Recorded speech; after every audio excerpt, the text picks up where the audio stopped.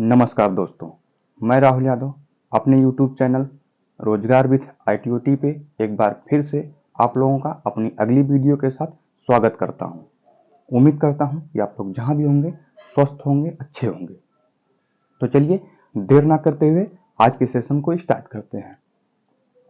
दोस्तों, यहाँ पे हमें एक रेखा ग्राफ दिया गया है। पहले रेखा ग्राफ को आप लोग देखिए, फिर उसके बाद क्वेश्चन में क्या कहा है उसको देखेंगे। ये हमारे पास एक रेखा ग्राफ है। इसमें ये संख्याएं दी गई हैं जो कि यहाँ 40 से लेकर के 100 तक दिखाया गया है। मतलब 40 से 100 के बीच में ही ये ग्राफ वेरी कर रहा है। इसमें क्या है कि कोई कंपनी है, उस कंपनी के द्वारा विभिन्न वर्षों में कुछ उत्पादन किया जा रहा है। यह सीमेंट का उत्पादन कर रही है। जैसे यहाँ पे 2009 और 10 के सत्र में यह 42 मिलियन टन में उत्पादन कर रही है। 10-11 में 44 मिलियन टन का उत्पादन कर रही है। उसी तरह 11-12 में 58 का, 12-13 में 55 का, इसी तरीके से 90, 98, 60, 55, 80, 90, 80 ऐसे करके विभिन्न वर्षों में इसका ये उत्पादन दिया गया है।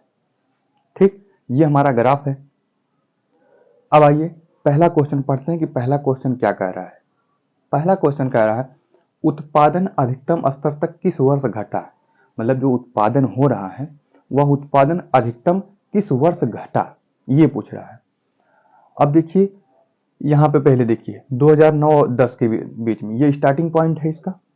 2009 से 2010 के बीच में इसका स्टार्टिंग पॉइंट है। कितना है? 42 मिलियन टन इस बार उत्पादन हुआ था। अब हम जैसे अगले वर्ष बढ़े तो तुरंत 42 से 44 हो गया। मतलब हमारा जो उत्पादन था वह बढ़ गया। हमें क्या रहा है, घटाना देखना है। फिर 44 से 58 हो गया, फिर बढ़ गया। अब फिर अगले वर्ष 11-12 में 58 था, फिर 12-13 में 55 हो गया। मतलब यहाँ पे हम पहला क्वेश्चन को देखें, 2011-12 से 2012-13 के बीच में अगर हम देखें तो हमारा कितना था। इस दौरान क्या हुआ, 58 था, यहाँ से 55 कम हो गया तो कितना बचा, 3। मतलब 2011-12 में जो भी उत्पादन था वह 58 है और 2012-13 में जो उत्पादन है वह 55 है। तो घटने को पूछ रहा है तो 58 में से 55 घटाएंगे तो 3 मिलियन टन का घाटा हो गया। इस दौरान 2012-13 के दौरान 3 मिलियन का घाटा हो गया पिछले वर्ष की तुलना में। अब देखिए कारक किस वर्ष अधिकतम घाटा हुआ तो अभी 3 आया। अब देखिए फिर यहाँ पे हमने 12-13 तक पहुंच गए, फिर 12-13 के बाद हम फिर आगे बढ़े तो यहाँ पे फिर बढ़ा है तो बढ़े को नहीं लेना है। अब फिर 90 से 98 फिर बढ़ गया है, फिर बढ़े को नहीं लेना है। फिर क्या है, ये देखिए 2014-15 के बीच में 98 है, अभी 15-16 के बीच में 60 है, तो इस बार लेंगे तो 2014-15 से 2015-16, 2014-15 से 2016 के बीच में देखेंगे हम तो इस दौरान क्या हुआ हो रहा है, हमारा उत्पादन पहले 98 था, अब इससे 98 से घटकर कितना हो गया, 60। तो कितना घाटा हो गया, 2014-15 में 98 था और 15-16 में 60 हो गया। तो घाटा कितने का आ गया हमारा, 38 मिलियन टन का घाटा हो गया। इतना इस बार हुआ। अब फिर उसके बाद जैसे 15-16 के बाद 16-17 में बढ़ेंगे तो 60 से 55 हुआ। 60 से 55 हुआ, कितना घटेगा, 60 माइनस 55 होंगे तो 5 आएगा। यहाँ देख लेते हैं इसको, 2015-16 से 2016-17 में 16-17, तो यहाँ से 60 में से 55 घटाएंगे, ये कितना का, 5 आया। अब फिर देख रहे हैं 55 से 80 हो गया, फिर बढ़ गया, 80 से 90 हो गया, फिर बढ़ गया। अब फिर क्या करा है, यहाँ लास्ट में 18-19 और 19-20 में देखे तो फिर यहाँ 90 से 80 हो रहा है। तो 2018 से 19 और 2019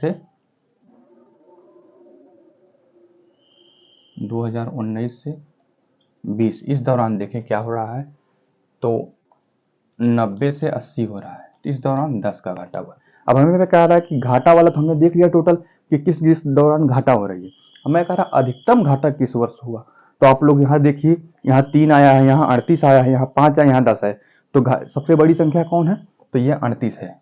इसका मतलब ये हुआ कि 2015-16 में जो भी उत्पादन हुआ पिछले वर्ष की तुलना में 38 मिलियन टन का घाटा हो गया। तो सर्वाधिक घाटा किस वर्ष हुआ? तो सर्वाधिक घाटा 2015 और 16 वर्ष के दौरान हुआ। तो हमारा आंसर क्या हो जाएगा? 2015-16। 2015-16 के दौरान हमारा अधिकतम घाटा हुआ। तो हमारा आंसर क्या हो गया? 2015-16। ठीक, उम्मीद करते हैं कि आप लोगों को यहां तक समझ में आया होगा। दूसरा क्वेश्चन देखते हैं क्या कह रहा है। उत्पादन में पिछले वर्ष की तुलना में किस वर्ष के दौरान अधिकतम वृद्धि हुई? पिछले क्वेश्चन में था कि किस वर्ष के दौरान अधिकतम कमी हुई, इस बार कह रहा है किस वर्ष के दौरान अधिकतम वृद्धि हुई। तो हमने पिछले में कमी को देखे थे, इस बार हम कमी को ना देख करके वृद्धि को देखेंगे। चलिए दूसरा, पहला यहां देखिए 2009-10 के दौरान 42 है, 10-11 के दौरान क्या हुआ? 44 हो गया, तो बढ़ा है।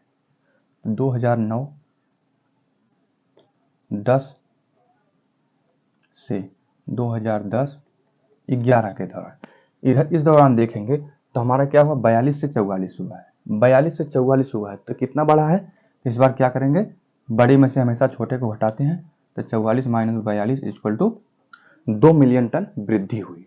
फिर हमारा ग्राफ बढ़ा हुआ है, तो 2010 से 11 के दौरान और फिर 2011 से 12 के दौरान, इस दौरान देखिए 44 से 58 हुआ है, तो 58 - 44 कर देंगे तो ये हो जाएगा 14।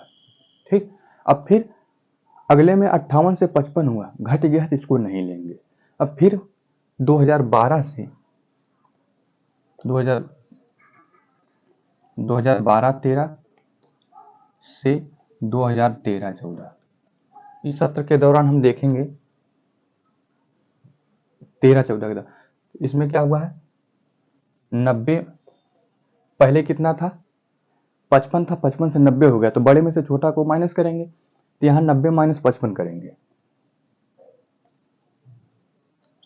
55, 5, 60, 35, कितना आ गया? 35 मिलियन टन का वृद्धि हुआ।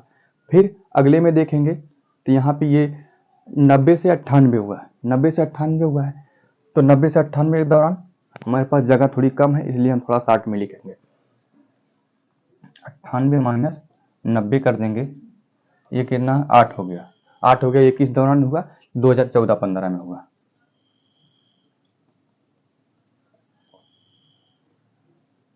जो है 14-15 में हुआ।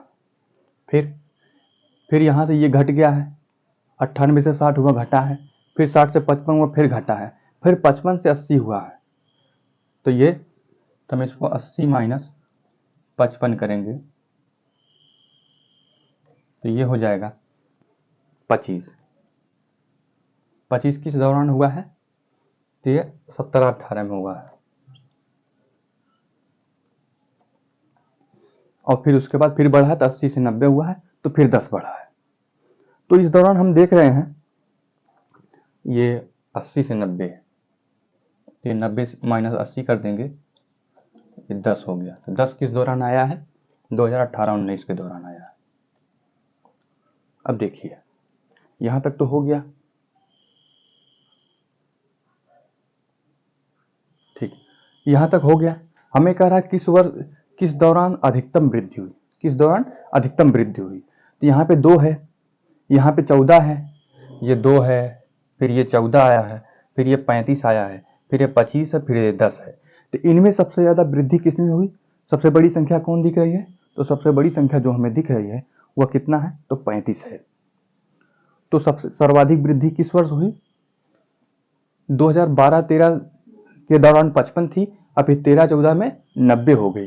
तो किस दौरान, क्वेश्चन क्या, उत्पादन में पिछले वर्ष की तुलना में किस वर्ष के दौरान, पिछले वर्ष की तुलना में पूछ रहा है, के दौरान किस वर्ष अधिकतम वृद्धि हुई? तो अधिकतम वृद्धि किस वर्ष हुई? 2013-14 के बीच हुई। तो यहाँ पर हम लिख देंगे 2013-14 में अधिकतम वृद्धि हुई। तो हमारा आंसर क्या हो गया? 2013-14। ठीक, 2013-14 में अधिकतम वृद्धि हुई है। तीसरा क्वेश्चन क्या कह रहा है? प्रथम 3 वर्षों के दौरान औसत उत्पादन था। पहले 3 वर्ष के दौरान औसत उत्पादन क्या था? तीसरा क्वेश्चन है। पहला 3 वर्ष कौन कौन है? तो 2009 से 10 है। इस दौरान देखेंगे कि 9 से 10 के दौरान कितना है? तो 42 है। 10-11 के दौरान देखेंगे तो इस बार कितना है? 44 है। अब फिर 2011-12 के दौरान देखेंगे तो इस बार 58 है। हमें क्या रहा है? औसत उत्पादन। औसत के मतलब क्या होता है? योग बटे संख्या। इसका हम योग कर देंगे, कितना हो जाएगा? 8 4 12 13 14, एक हासिल, 4 4 8 और 6 14। योग कितना आ गया? 144 आ गया। औसत बराबर योग बटे संख्या। योग कितना है? 144 और संख्या कितनी है? 1 2 3। 3 चौके 12, 13 14, 3 8 24। इतना मिलियन टन।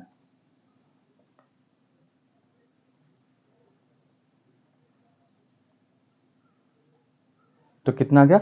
48 मिलियन टन प्रथम 3 वर्ष के दौरान औसत उत्पादन था। ये हमारा आंसर हो गया।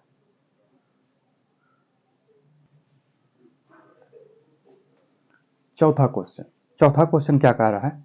सीमेंट का अधिकतम उत्पादन किस वर्ष में दर्ज किया गया? मतलब सीमेंट का जो उत्पादन है किस वर्ष में सर्वाधिक दर्ज किया गया? चौथा क्वेश्चन। आप लोग इस ग्राफ में देखिए कि किस वर्ष के दौरान ग्राफ सबसे ऊपर जा रहा है। 9-10 के एक और दौरान 42 है, 10-11 के दौरान 44 है, 11-12 के दौरान 58 है। ऐसे करके देखें हम अगर, तो ये 2014-15 के दौरान सबसे ऊपर 98 तक जा रहा है। तो अधिकतम उत्पादन किस वर्ष दर्ज हुआ? तो अधिकतम उत्पादन कितना हो जाएगा? 98 है। ये क्या है? अधिकतम उत्पादन है। हमसे अधिकतम उत्पादन पूछा है किस वर्ष, तो 98 अधिकतम उत्पादन किस वर्ष है? ये 2014 और 15 के दौरान है। तो हमारा आंसर क्या हो जाएगा? 2014-15 हमारा आंसर हो जाएगा।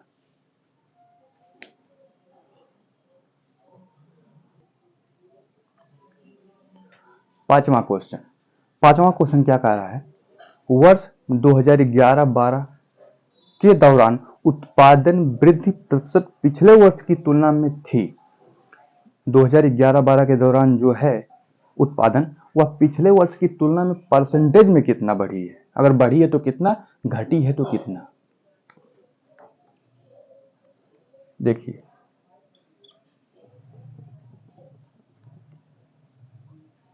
पांचवा, वर्ष 2011-12 11-12 के दौरान हम देखेंगे क्या है? वर्ष 2011-12 के दौरान जो है ये 58 मिलियन टन है। 58 मिलियन टन उत्पादन हुआ के दौरान उत्पादन वृद्धि प्रतिशत पिछले वर्ष की तुलना में, तो 11-12 में 58 है, तो इसके पिछला वाला सत्र क्या हो जाएगा? 10-11, 2010-11, ये पिछला वाला वर्ष हो गया। तो 2010-11 में कितना है? तो 44 मिलियन टन है। अब देखिए 2010-11 में कितना था? 44 मिलियन टन था। और 11-12 में कितना हो गया? 58 हो गया। तो आप ही लोग बताइए, 44 था, 58 हो गया, बढ़ा है कि घटा है? तो हमारे हिसाब से बढ़ा है। तो कितना बढ़ा है?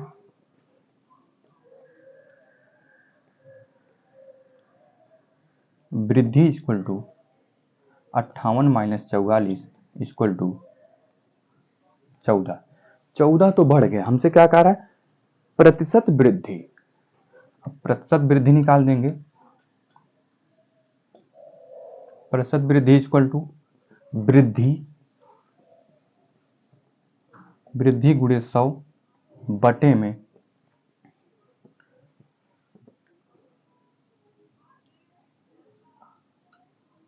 पिछला मान। यहाँ पे पिछला ना लिख करके तुलना वाला मान लिख देते हैं।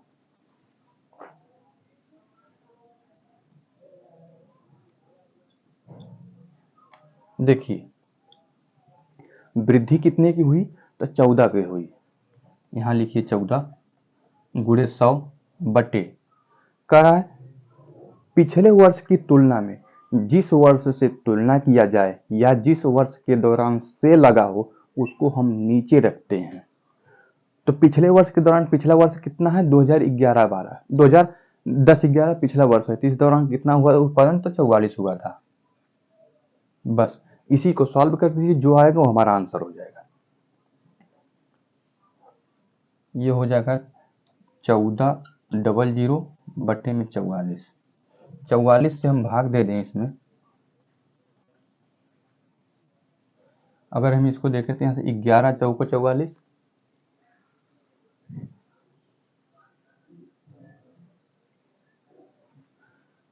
11 चौको 44, और इसको काटेंगे हम तो ये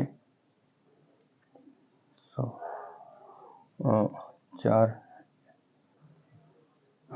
4 तिहाई 12 और 2 20, 4 बचे 20, कितना हो गया 350। तो यहाँ पे हम 11 से भाग देंगे। अब 11 भागे 350, 11 से 350 में भाग देंगे तो 11 तिया 33, 3 बार गया, बचा 2 20, 11 का नाम 11 9, मतलब 31.9 है, फिर 11 88, मतलब 31.8 है। 31.8% की क्या हुई, तो वृद्धि हो गई। 31.8% की पिछले वर्ष के दौरान की तुलना में अगले वर्ष में, मतलब 2010-11 के दौरान जो उत्पादन था और 2011-12 के दौरान जो उत्पादन है, पिछले वर्ष की तुलना में उसके आगे वाले वर्ष में 31.8% की वृद्धि हुई है। तो इस तरीके से हमारा आंसर क्या होगा 31.83, 31.81 हमारा आंसर हो गया।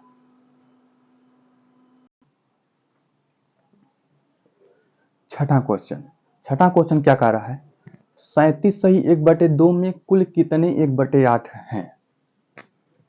छठा क्या है 37 सही 1/2, इसको हम ये संयुक्त भिन्न में, इसे हम अगर भिन्न में कन्वर्ट करें 2 से 14 1 15 और 2 3 6 1 7, तो 37 से 1/2 का मान जो होगा वो कितना होगा 75/2 हो जाएगा। और फिर ये है 1/8, कह रहा है कि 37 से 1/2 का मान कितना है 75/2 है। 75/2 में कितने 1/8 है, तो इसको निकालने के लिए ये इसको सॉल्व करने का तरीका इतना गुणे x बराबर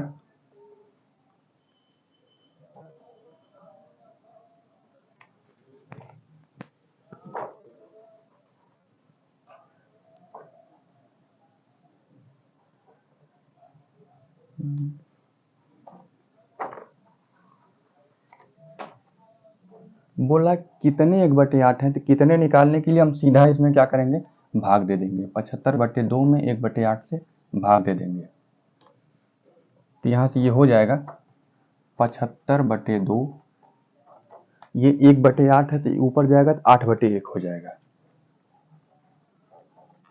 यहाँ से इसको काटेंगे 2 चौके 8, तो कितना हो गया 37 सही 1/2 में 1/8 जो है इसकी मात्रा कितनी आई, तो 300। तो 300 1/8 ऐसे हैं जो 75/2 के बराबर है, तो हमारा आंसर क्या आ गया 300 आ गया। 7वां क्वेश्चन कह रहा है करड़ी में 1 + 27/169 है बराबर 1 + x/13 है, तो यहाँ पे x का मान निकालना है। तो आइए 1 + 27/169 है बराबर 1 प्लस एक्स बटे 13 है, ये है। तो हम पहले करड़ी को सॉल्व कर लेते हैं। 169 एक अन्ना में 169 और 27, 9 7 16 और ऐसे करने 169 प्लस 27 बटे में 169 बराबर 1 प्लस एक्स बटे 13। तो इसको यहाँ से सॉल्व करेंगे। 9 और 7 16 और 6 2 8 1 9 1, 196 बटे 169 आ गया करड़ी में, बराबर 1 प्लस एक्स बटे 13 आ गया। अब ये जो 196 बटे 169 है, 196 का जो वर्गमूल होता है वो 14 होता है। तो हम यहाँ पे अभी करड़ी ना लगा करके इसका सीधा वर्गमूल ही ले लेते हैं। तो ये हो जाएगा इसका मान 14 बटे 13 बराबर 1 प्लस एक्स बटे 13। तो यहाँ से एक्स बटे 13 का मान निकालेंगे तो 14 बटे 13 माइनस 1, इसको एक्स बटे 13 का मान जब निकालेंगे तो ये आ जाएगा, लास्ट में 13 हो जाएगा, 14 माइनस 13 बराबर 1 बटे 13। इधर एक्स बटे 13 है, इधर 1 बटे 13 है। एक्स बटे 13 1 बटे 13, तो यहाँ से इसको देखेंगे तो ये दोनों का हर समान है तो अंश भी आपस में समान हो जाएगा। तो यहाँ से x का जो मान आएगा वह कितना आएगा, तो 1 आ जाएगा। x का मान कितना आया, x का मान 1 आ गया। ठीक,